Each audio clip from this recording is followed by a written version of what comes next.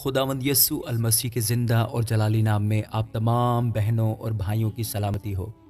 دوستو، آج کی آیت ہم پڑھیں گے یوحنا پہلا باب اور اس کی 11ویں آیت۔ وہ اپنے گھر میں آیا اور اس کے اپنوں نے اسے قبول نہ کیا۔ دوستو، یسوع اس دنیا میں انسان بن کر آیا، اسی دنیا میں جس کو اس نے بنایا تھا، اور اس کے اپنے لوگوں نے اسے قبول نہیں کیا۔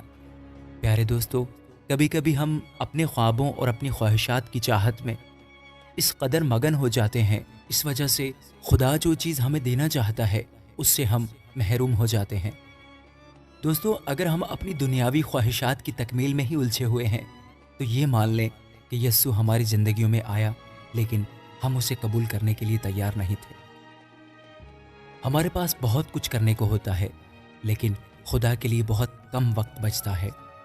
پیارے دوستو، یاد رکھیے، اگر آپ کے ساتھ بھی ایسا ہے تو جان لیں کہ آپ کا دل بھی سخت ہو چکا ہے۔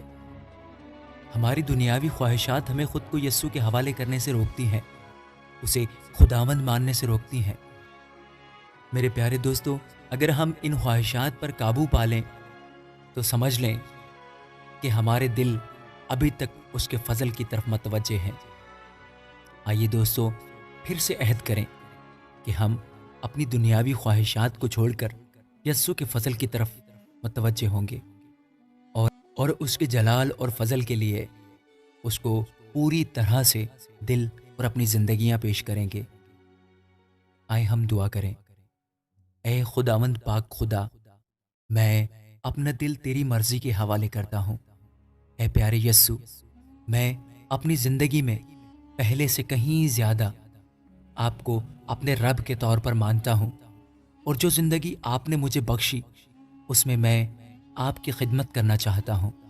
اے خداوند، مجھے معاف کر دیں، کیونکہ میں نے اکثر اپنی دنیاوی خواہشات میں گر کر آپ کی رہنمائی کی مخالفت کی ہے اور حکم عدولی بھی کی ہے۔ میں جانتا ہوں کہ آپ نے مجھے بچانے کے لیے اپنا سب کچھ چھوڑ دیا۔ اے خداوند یسوع جی، آپ مجھے ایک ایسا شخص بنا دیں کہ میں ہمیشہ آپ کے دیے ہوئے حکموں پر عمل کروں، تاکہ ہمیشہ کی زندگی پاؤں۔ اور پیارے خداوند یسوع جی، مجھے اس طریقے سے استعمال کریں کہ دوسروں کو برکت ملے اور سارا جلال صرف آپ ہی کو ملے۔ آمین۔ God bless you all.